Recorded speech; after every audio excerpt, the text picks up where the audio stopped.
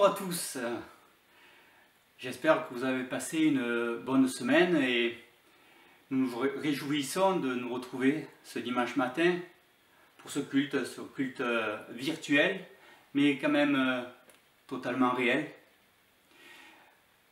Aujourd'hui, nous chanterons peut-être un peu moins que d'habitude. C'est vrai que nous aimons chanter dans notre église et nous le faisons souvent. Et on salue les musiciens, tous les techniciens qui sont là pour nous accompagner dimanche après dimanche. Mais aujourd'hui, nous voudrons penser tout particulièrement à l'église persécutée.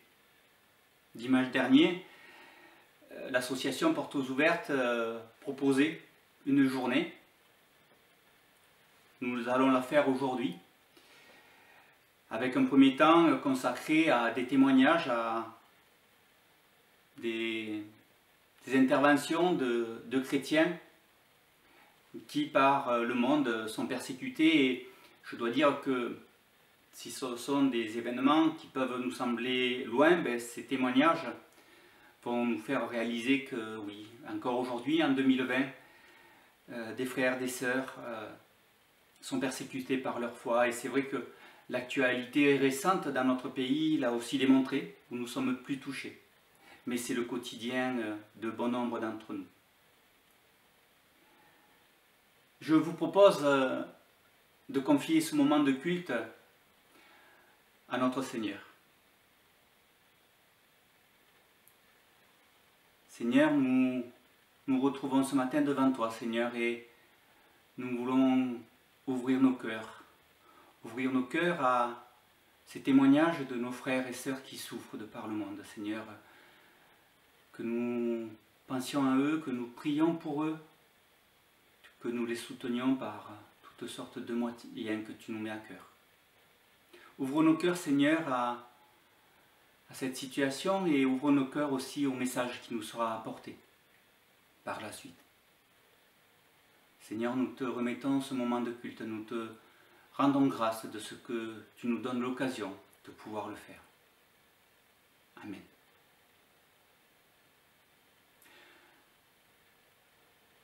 Je vous invite aussi à suivre ce culte jusqu'à la fin. Donc, à la suite de ces témoignages, on aura quand même un chant.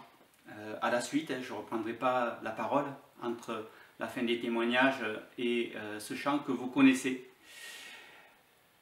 Et ensuite, nous aurons la prédication de Georges. Et ensuite, et aller jusqu'au bout de ce culte, on va avoir une nouvelle rubrique, une nouvelle initiative assez originale. Donc, ne nous quittez pas. Pour l'instant, place à Portes Ouvertes.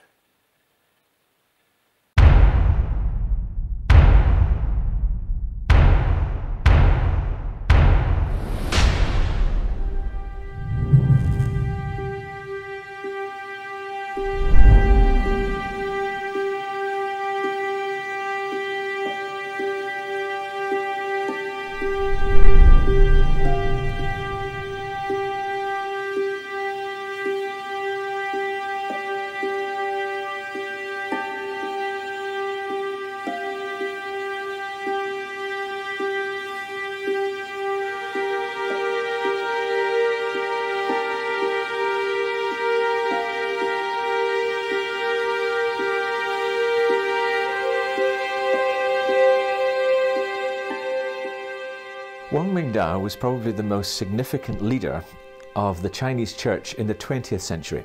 Wang Mingdao fut probablement le responsable d'église chinois le plus important du XXe siècle. C'était un chrétien très célèbre établi principalement à Pékin. Après que les communistes aient pris le pouvoir en 1947, ils lui demandèrent de diriger l'église officielle. Mais il a refusé et s'est vu jeté en prison pour sa foi, où il a passé près de 23 ans. Lorsqu'il fut libéré, il déclara qu'il avait découvert Dieu d'une manière merveilleuse dans sa cellule, et des millions de personnes furent inspirées par son témoignage. À l'époque, j'étais journaliste à Hong Kong. J'en ai profité pour le rencontrer. Il m'a beaucoup parlé de son expérience. Je me souviens lui avoir dit « Je ne peux pas m'identifier à ce que vous avez vécu. Si j'avais passé 23 ans en prison, j'espère que j'en serais ressorti avec une aussi grande foi que la vôtre, mais je n'en suis pas si sûr. » Et il m'a répondu « Vous ne devriez pas envier ce que j'ai vécu, parce que vous avez la chance de vivre dans un pays où des gens, sans doute des centaines d'années auparavant, sont morts pour vous donner cette liberté de culte. Vous ne devriez pas vous sentir coupable de ne pas avoir été enfermé dans une cellule comme je le fus. Cependant, a-t-il ajouté, il vous faudra peut-être construire votre propre cellule. » Il m'a alors posé tout un tas de questions au sujet de mon emploi du temps. Combien d'articles et de lettres avais-je à écrire, de personnes à voir, de sermons à préparer, et ainsi de suite. « Vous êtes bien occupé, n'est-ce pas » m'a-t-il demandé. J'ai répondu « Oui, beaucoup trop. » Et il a rétorqué « C'est pour ça que vous devez vous construire votre propre cellule. » Il m'a expliqué « Voici quelle a été mon expérience. Lorsque j'ai été incarcéré, me préparant à passer toutes ces années derrière les barreaux, j'avais 60 ans. Et en Chine, à 60 ans, on est au sommet de son pouvoir. Je voulais voyager dans tout le pays pour évangéliser. Je voulais faire des disques parce que je chantais plutôt bien. Je voulais écrire des articles, des livres, mais à présent, je ne pouvais même plus étudier ma Bible. Je ne pouvais plus témoigner à personne. Tout ce que je voyais, c'était ma nourriture quotidienne qu'on passait à travers une fente dans la porte de ma cellule. Tout ce qui donnait du sens à ma vie de grand responsable chrétien m'avait été enlevé. Tout ce que je pouvais faire, c'était rester assis dans mon cachot. C'était très dur au début.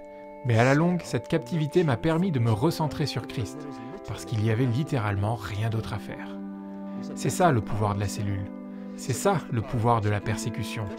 La persécution n'est pas une bonne chose en elle-même, mais la raison pour laquelle beaucoup de chrétiens persécutés rencontrent Dieu de manière bien plus profonde réside précisément dans le fait qu'ils ont été éloignés de toute distraction dans leur vie. Plus rien n'existe entre eux et Dieu à présent. J'ai dû apprendre à simplement recevoir tout de Jésus, ce qui n'était pas facile parce que j'étais un Chinois confucianiste. J'avais peur de Dieu. Pour moi, Dieu était un grand empereur à qui il fallait obéir, mais jamais un ami. C'était interdit, impossible. Mais pendant cette période, j'ai pu me concentrer sur le fait de recevoir l'amour de Dieu. Et l'amitié de Jésus est devenue la chose la plus importante dans ma vie. Je ne servais plus ce Dieu grand et puissant, mais je l'aimais, et il m'aimait. Et donc, me dit-il, à votre retour, vous aurez une tâche plus dure à accomplir. Il vous faudra construire votre propre cellule. Ce qu'il voulait dire par là, c'était qu'une cellule consiste à s'emprisonner seul à seul avec Dieu, concentré sur lui, balayant toute distraction. On pourrait discuter longuement sur les différentes manières de ralentir dans notre quotidien et de laisser la parole de Dieu nous imprégner, mais, en fin de compte, si notre foi chrétienne n'est pas une relation d'amour entre nous et Christ que nous ressentons et expérimentons, ça ne suffit pas. C'est indispensable, car c'est de là que découle ce que nous faisons. Et nous savons que c'est réel. Si cet homme a pu rester enfermé 23 ans dans sa cellule, en sortir et déclarer que ce fut une expérience magnifique, merci Seigneur, car ça lui a permis de connaître Christ comme ami, alors ça vaut la peine de le faire. C'est peut-être même la chose la plus importante que nous ayons jamais à faire. This is worth doing. Perhaps the most important thing we can ever do.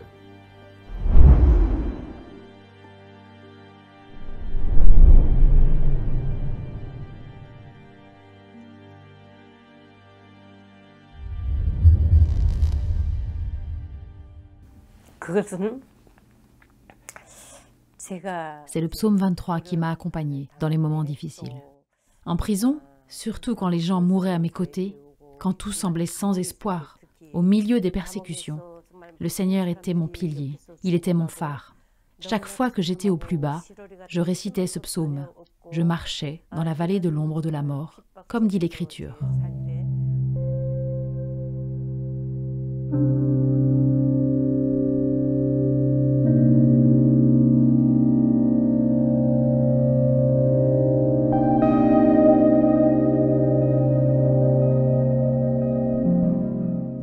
Quand je suis arrivée à la prison, j'ai jeté un coup d'œil rapide autour de moi. Il y avait une clôture pour que personne ne puisse s'échapper. Elle est de forme carrée et très haute. C'est une clôture en fil de fer barbelé, avec 3 lignes d'enchevêtrement. Et à chaque coin de la clôture, il y a des gardes avec des armes. Si quelque chose se passe dans la prison, les gardes peuvent tirer des coups de feu aux 4 coins. Et en plus, il y a une porte en fer vraiment gigantesque. Au-dessus de cette porte sombre, il est écrit « Ne fuyez pas. S'enfuir mène à l'autodestruction ». Chaque fois que des gens regardent cette phrase, ils sont impressionnés, découragés. En regardant cette porte, j'ai dit « Dieu, je franchis cette porte aujourd'hui. Est-ce que je serai encore vivante pour la franchir à nouveau dans 3 ans ?» Je priais en larmes. Et le Seigneur m'a dit « Ne t'inquiète pas, je t'aiderai. » Il m'a parlé ainsi. J'ai mis ma foi en Jésus, qui a promis d'être avec moi, même sur le chemin le plus sombre. Je pourrais franchir à nouveau cette porte, avec l'assurance que je ne mourrai pas. Dans la prison, les hommes et les femmes étaient séparés. Tous les détenus semblaient sur le point de s'évanouir. Ils étaient tous désespérés, et en plus, ils étaient affamés. Chaque personne recevait une poignée de maïs pourri par jour. Il n'y avait rien d'autre à manger.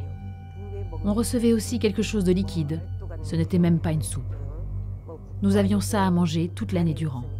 Il n'y avait rien d'autre. Et on était obligé de travailler plus que des bêtes de somme. Et comme tout le monde était obligé de travailler, les gens mouraient de malnutrition. Tant de morts. Et il n'y avait aucun espoir dans la prison. Tous étaient au bord de la mort. La seule raison pour laquelle j'ai pu en sortir vivante ? Personne ne m'a rendu visite, mais Jésus était toujours avec moi. J'ai continuellement médité sur la parole. Je louais Dieu en chuchotant. C'est ainsi que j'ai pu survivre. Je chantais des louanges en secret, et quand j'étais découverte par le garde, j'étais battue presque à mort. Par la grâce de Dieu, nous avons pu sortir vivants de cette prison. Dieu m'a protégée par sa grâce. 나 같은 죄인 살리신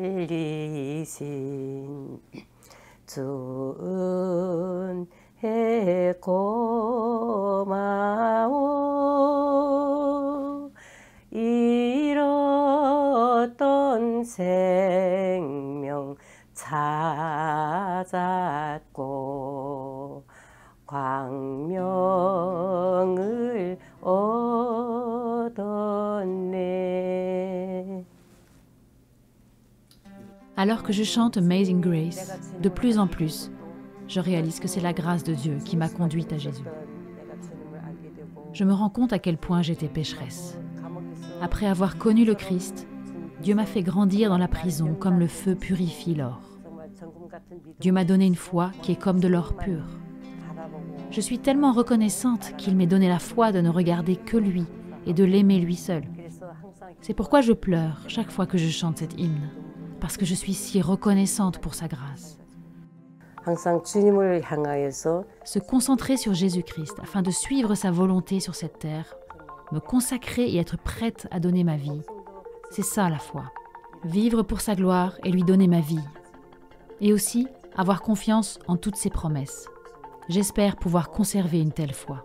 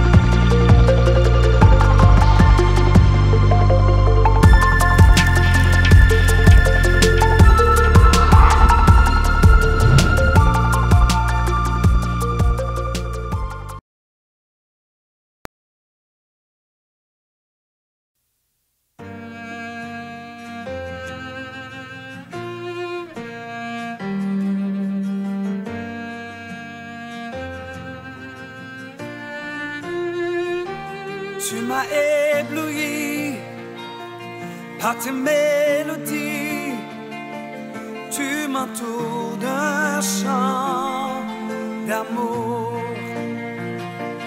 chant de délivrance devant mes ennemis. Toutes mes craintes s'enfuient. Je ne suis plus esclave de la peur. Je suis enfant de Dieu. Je ne suis plus esclave de la peur. Je suis enfant de Dieu.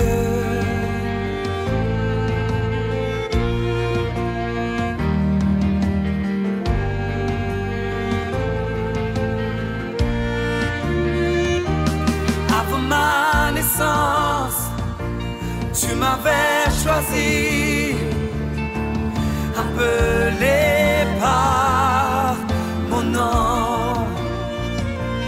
Tu m'as adopté, je suis de ta famille. Ton sang coule dans mes veines. Je ne suis plus esclave de la peur. Je suis enfant de Dieu. Je ne suis plus esclave de la peur. Je suis enfant de Dieu. Je ne suis plus esclave de la peur. Je suis enfant de Dieu. Je ne suis plus esclave de la peur. Je suis enfant de Dieu.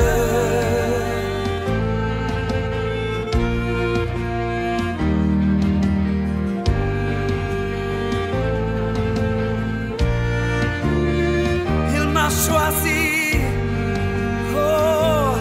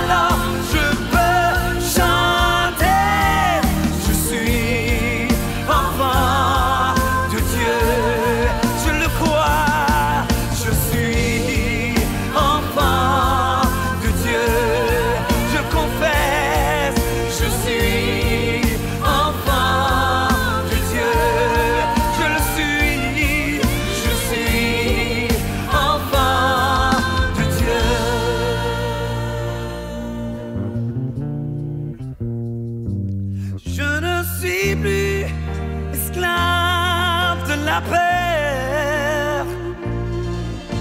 Je suis enfant de Dieu. Je ne suis plus esclave de la peur. Je suis enfant de Dieu.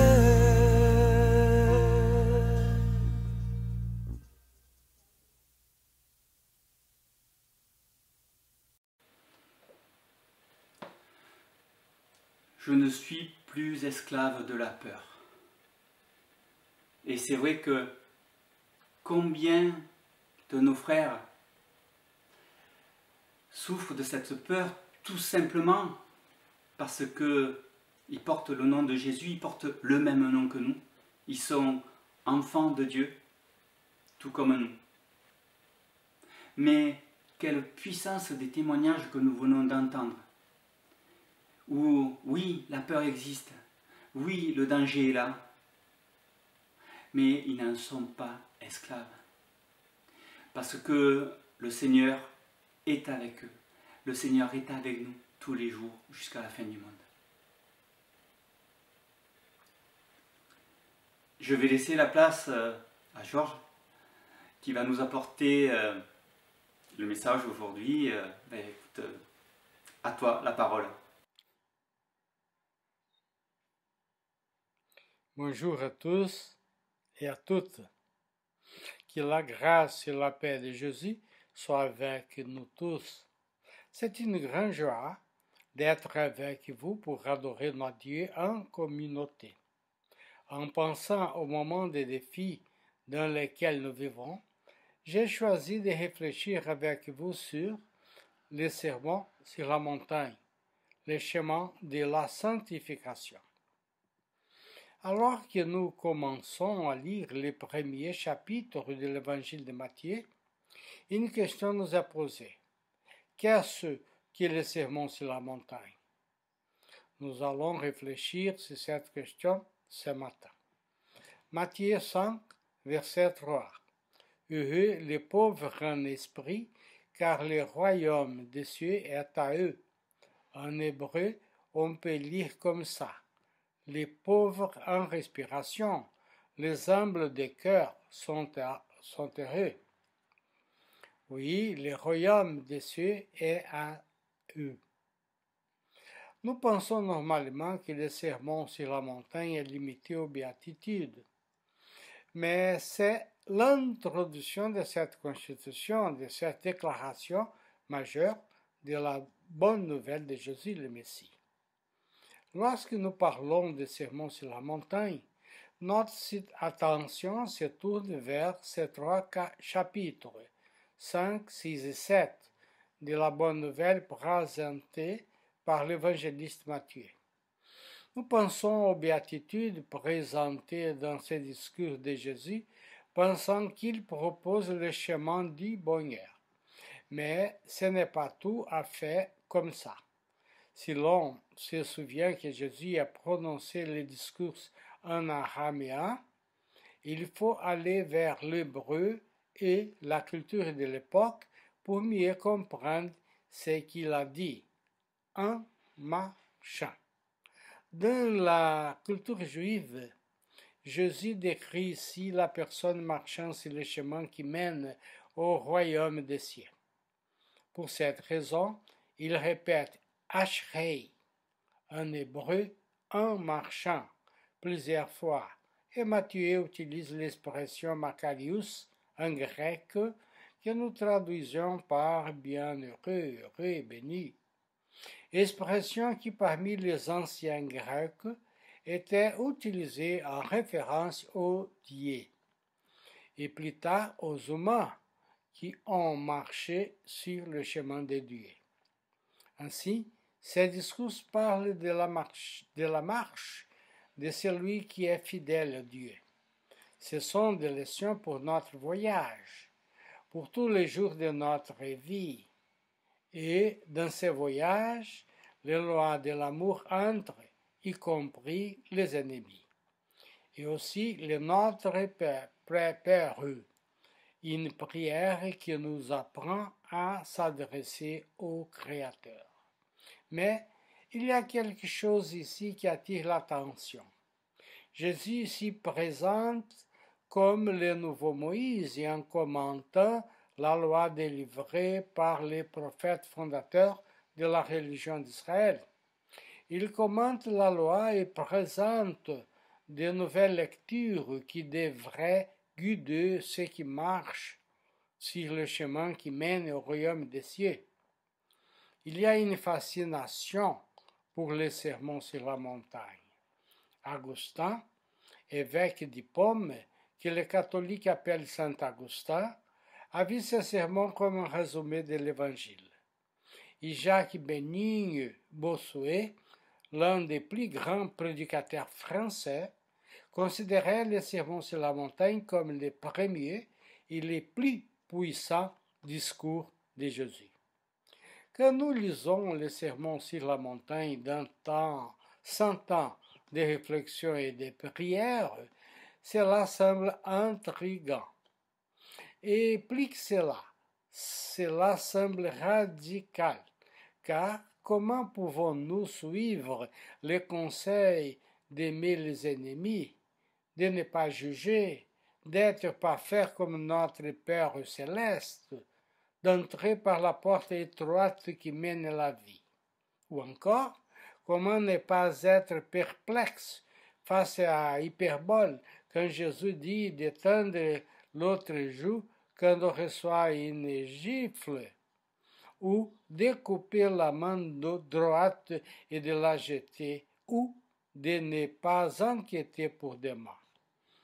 Cependant, lorsque nous regardons lentement et dans la prière et le sermon sur la montagne, nous découvrons des trésors inattendus, car cette constitution, cette déclaration majeure du royaume des cieux doit être vécue à tout moment et dans toutes les situations culturelles et sociales de notre vie. En parlant sur la montagne, Jésus a dit que chaque personne possède les qualités décrites, sont humbles d'esprit et pures de cœur, douce et miséricordieuse. Elle pleure, elle a faim et soif de justice, elle aide des artisans de paix, elle subit des blessures et des persécutions pour la justice et l'amour au Maître. Alors, marchant sur cette route qui mène au royaume des cieux, les chrétiens est Macarius, béni, heureux. Il est très important de comprendre que Jésus ne présentait pas de théorie du bonheur humain. Comme Moïse, il a présenté un modèle de comportement pour la construction réelle du caractère du croyant qui produit des bénédictions immédiates et futures. Ainsi, comme nous l'avons dit, Jésus se présente comme législateur, un nouveau Moïse supérieur, promulguant une nouvelle loi, la loi de l'amour, qui est née de l'Esprit. Jésus condamne non seulement l'archaïsme de la législation rituelle, mais indique clairement qu'une nouvelle alliance est en train de naître. Ainsi, nous faisons face à un nouveau peuple. Cet Israélite spirituel aura un nouveau caractère, différent par essence des standards mondiaux. Commentant les béatitudes, Augustin, évêque d'Hippone, a vu dans l'exposition de Jésus marche d'escalier, comme si nous grimpions vers la perfection. La première étape est l'humilité, la soumission à l'autorité divine, et la deuxième étape, la douceur. Ces deux premières étapes placent le disciple dans un esprit de piété avant la connaissance de Dieu. C'est alors que, de là, il découvre les liens auxquels les habitudes de la chair et des péchés soumettent ce monde. Ainsi, pour Augustin, les troisième, quatrième et cinquième étapes sont liées à la lutte contre le siècle actuel et ses dictats. La sixième étape, au contraire, conduit les croyants auparavant victorieux à contempler le bien suprême qui ne peut être vu que par une intelligence pure et sereine. La 7e étape est la sagesse, qui naît de la contemplation de la vérité, qui pacifie les chrétiens et lui imprime la ressemblance avec Dieu. Et le dernier pas en arrière vers le premier, comme tous deux appellent le royaume des cieux, la perfection. Bien que la vision augustinienne soit trop allégorique pour notre herméneutique évangélique, elle nous apporte la compréhension des pères de l'Église au sujet du sermon sur la montagne. D'après ce que nous avons vu jusqu'à présent, il est clair que le sermon sur la montagne parle des qualités, des caractéristiques des disciples de Christ, et le texte de Galates 5, versets 22 et 23 résume la même préoccupation. Mais les fruits de l'esprit est l'amour, la joie, la paix, la patience, la bonté, la bénignité, la fidélité, la douceur, la tempérance. Contre un tel, il n'y a pas de loi. Il y a des femmes et des hommes qui ont lutté pour la paix. Ici, je pense à remémorer un chrétien que je respecte beaucoup, Desmond Tutu, un archevêque anglican sud-africain qui a reçu le prix Nobel de la paix en 1984.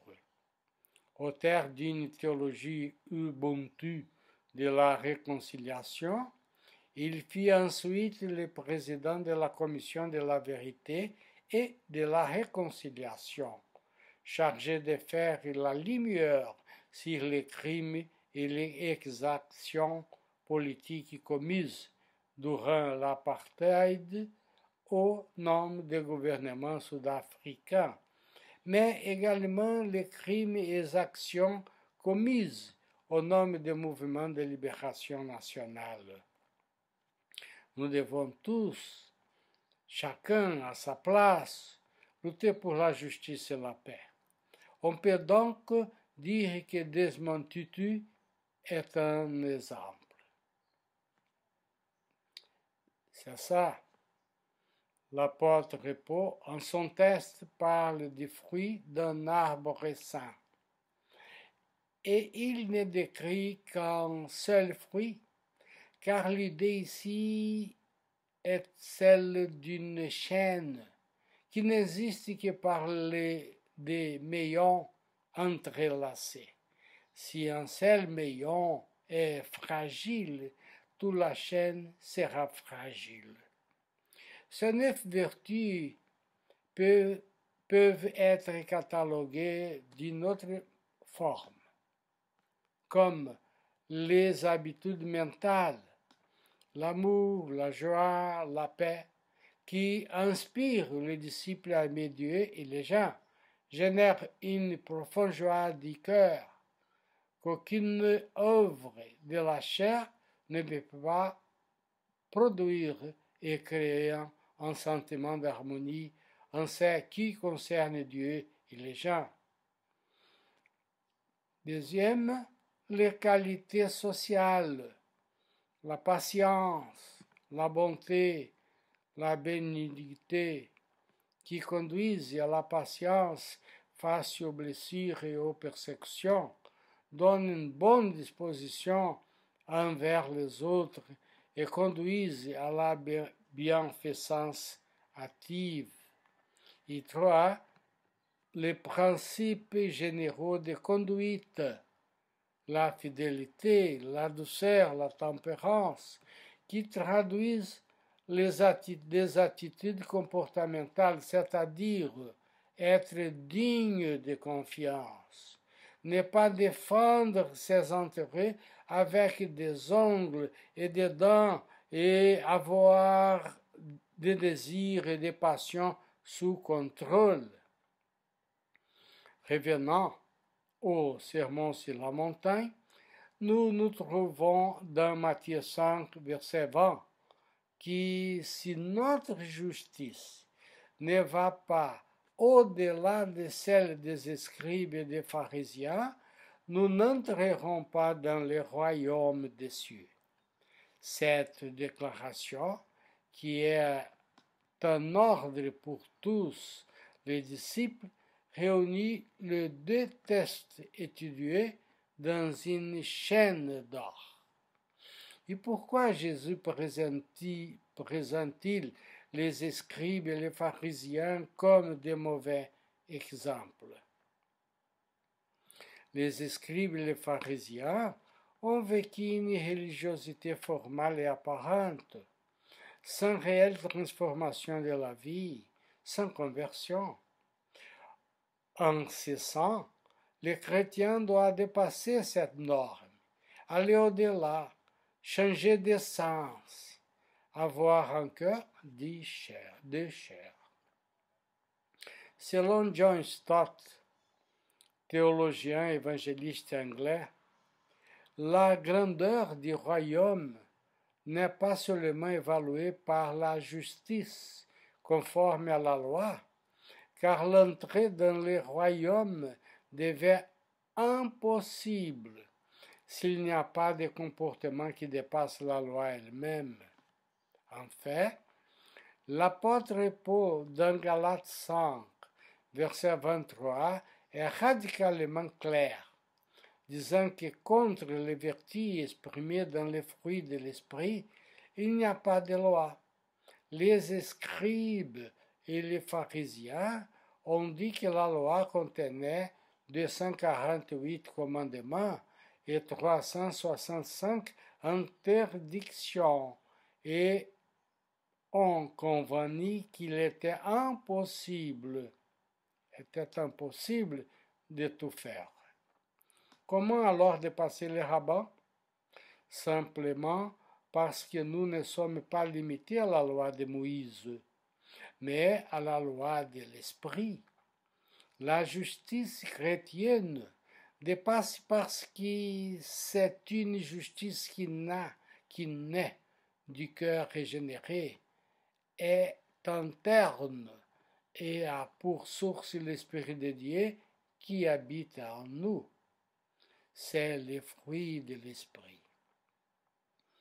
La vie du disciple. Ainsi, nous pouvons dire que le caractère du chrétien exprime dans les sermons sur la montagne et dans Galates 5, 22 et 23, traduit la vie du disciple depuis sa nouvelle naissance. Et Jésus nous a appris que personne n'entrera pas dans le royaume des cieux s'il n'est pas né de l'Esprit. Le but de cette constitution de la bonne nouvelle du salut est de parler aux esprits et aux cœurs, marquer le chemin et alerter sur l'impasse lorsque le chrétien choisit d'entrer par la grande porte. Et donc, dans cette constitution, nous sommes interpellés par la parole de Jésus sur les monts. Et lorsque nous la recevons et la vivons avec foi, nous sommes transformés dans ce voyage de notre vie vers le royaume des cieux. Jésus nous a dit en Matthieu 7, versets 21 à 23. Par tous ceux qui me disent « Seigneur, Seigneur », il entrera dans le royaume des cieux. Mais celui qui fait la volonté de mon Père qui est aux cieux. Beaucoup me diront ce jour-là, « Seigneur, Seigneur, n'avons-nous pas prophétisé en ton nom? Et en votre nom, nous n'expulsions pas les démons, Et en votre nom, n'avons-nous pas fait beaucoup de merveilles? Alors je leur dirai ouvertement, je ne vous ai jamais connu. Éloignez-vous de moi, vous qui pratiquez l'iniquité. La condition pour que nous soyons acceptés par Jésus est la vérité de ce qu'il est professé. Vivez ce qui est prêché. En cessant, ce qui caractérise les disciples n'est pas l'extériorité de ces actions, si puissantes, expressives ou miraculeuses soient-elles, mais l'obéissance qui traduit une vie moralement féconde et authentique. Regardons quelque chose d'important. La signification de la sanctification dans l'Ancien Testament, le Nouveau Testament et le développement de ces concepts. Bien que le commandement ait été clairement exprimé dans Lévitique 19, verset 2, « Vous serez saints, parce que moi, le Seigneur, votre Dieu, je suis saint. » Le Kaddish, sanctification, était et est pour les Juifs un cérémonial. Le Kaddish a lieu à certains moments de la vie, lors des célébrations et des rituels. Ainsi, dans le Kabbalah Sabbat, entre du sabbat, la sanctification se fait dans les cultes familiales, dans la nourriture cachère, pure, dans les ustensiles utilisés par les prêtres, autrefois dans les temples, aujourd'hui dans les synagogues.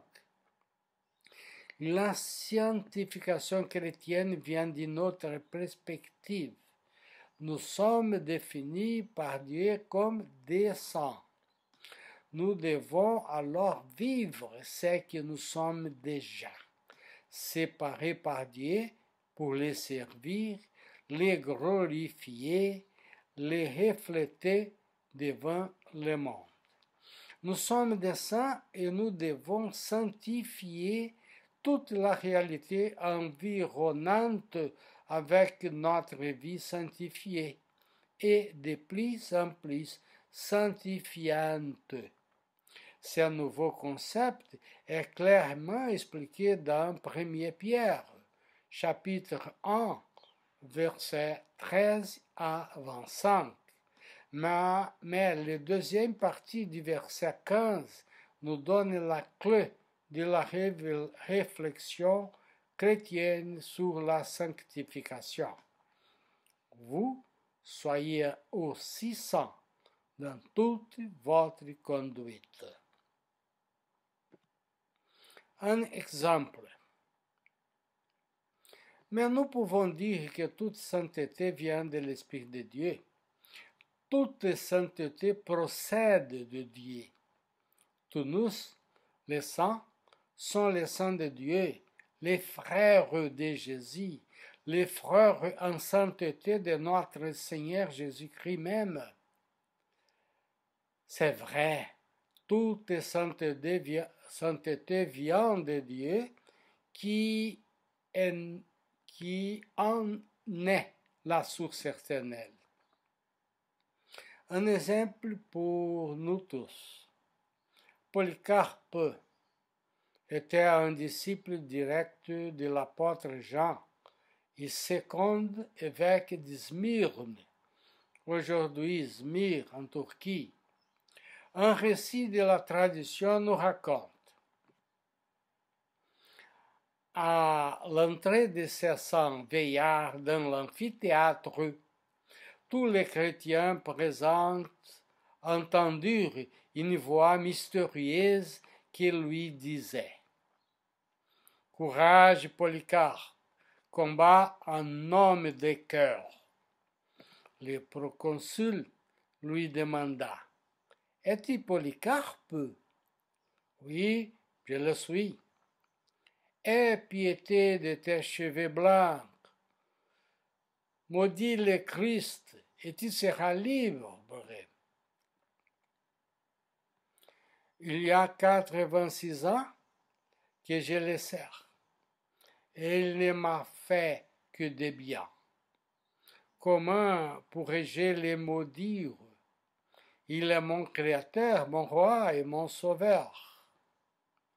Sais-tu que j'ai des lions et des ours, tout prêts à te dévorer? Fais-le venir. Puisque tu te moques des bêtes féroces, je te ferai brûler. Je ne crains que le fait qui brûle les impies et ne s'éteint jamais. Je fais venir tes bêtes, allume le feu, je suis prête à tout. De toutes parts, dans l'amphithéâtre, la foule sanguinaire s'écrie. Il est digne de mort, Polycarpe au lion. Mais le combat des bêtes féroces était achevé. On arrêtait qu'il sera brûlé vif. Comme les bourreaux se préparent à l'attacher sur le bûcher, il leur dit, « C'est inutile, laissez-moi libre, le ciel m'aidera. » Le saint lève les yeux au ciel et prie. Tout à coup, la flamme l'environne et s'élève par-dessus sa tête, mais sans lui faire aucun mal, pendant qu'un parfum délicieux embaume les spectateurs. À cette vie, les bourreaux lui perçant le cœur avec une épée. Nous sommes tous, chacun à sa place, Polycarpe, qui dans son témoignage émane le doux parfum de Christ. Ainsi, nous pouvons dire que le sermon sur la montagne constitue un tout qui vise à nous sanctifier au cours de notre cheminement vers le royaume des cieux. Et ainsi, étonnés comme les auditeurs de Jésus sur la montagne, dans Matthieu 7, versets 28 et 29, nous lisons. Et il arriva que, alors que Jésus terminait son discours, la foule s'émerveillait de sa doctrine parce qu'il enseignait avec autorité et non comme les scribes. Tel est le défi posé par Jésus. Nous sommes appelés à marcher et à vivre un chrétien. Amen.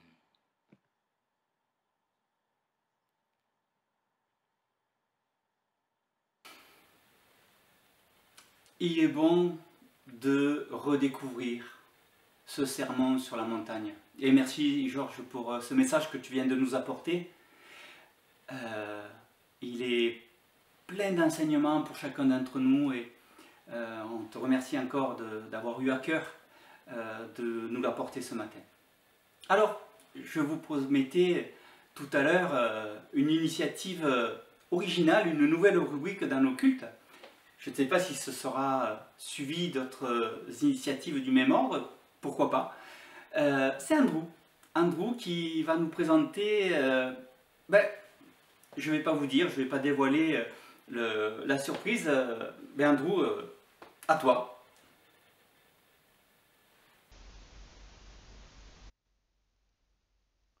Bonjour, je m'appelle Andrew. À la fin du premier confinement, j'ai vu ce livre dans la vitrine d'une librairie chrétienne. Il s'appelle Coronavirus. Où est Dieu?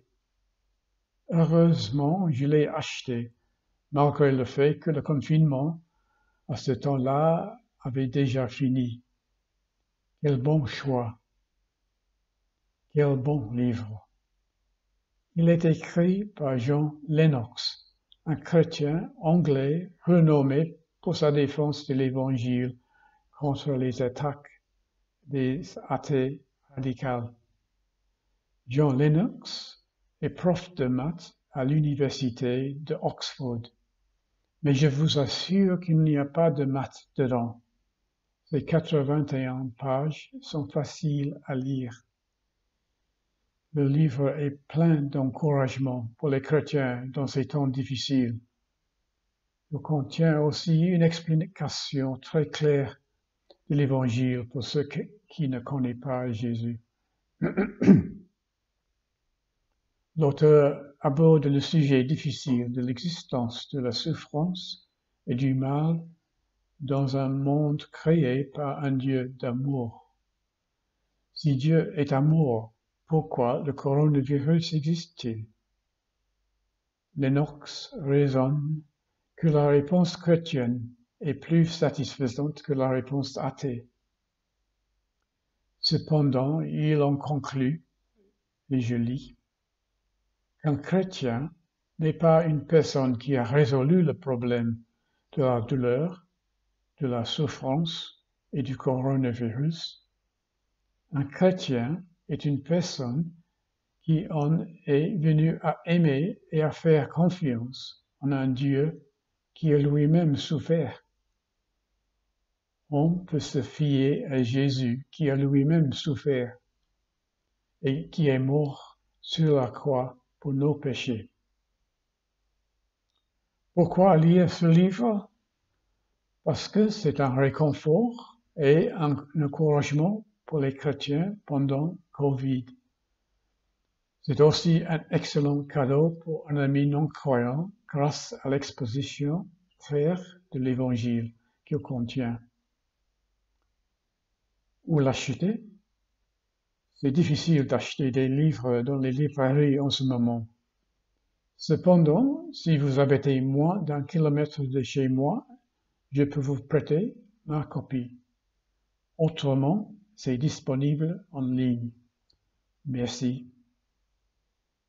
Bien, voilà, on sait que faire en cette période de confinement. Donc merci Andrew pour cette initiative. Et si vous avez découvert un livre, un album, des chants, faites-nous les découvrir, ça sera avec plaisir. Avant de nous quitter, je vous propose un moment de bénédiction. Seigneur, que chacun des frères et sœurs qui sont là devant leur écran à écouter ce culte, Seigneur, soit béni. Nous voulons tout particulièrement penser à ceux qui souffrent, Seigneur, qui souffrent pour ton nom, qui souffrent parce qu'ils portent ton nom, Seigneur. Nous voulons les garder dans notre cœur et leur apporter notre soutien, Seigneur. Garde-les, soutiens-les, Seigneur, renouvelle-les. Que cette semaine soit une bénédiction pour chacun d'entre vous. Que le Seigneur vous garde et vous bénisse. Amen. Je ne suis plus esclave de la peur. Nous allons reprendre ce chant de manière un peu plus, rock'n'roll. Musique. Et à dimanche prochain.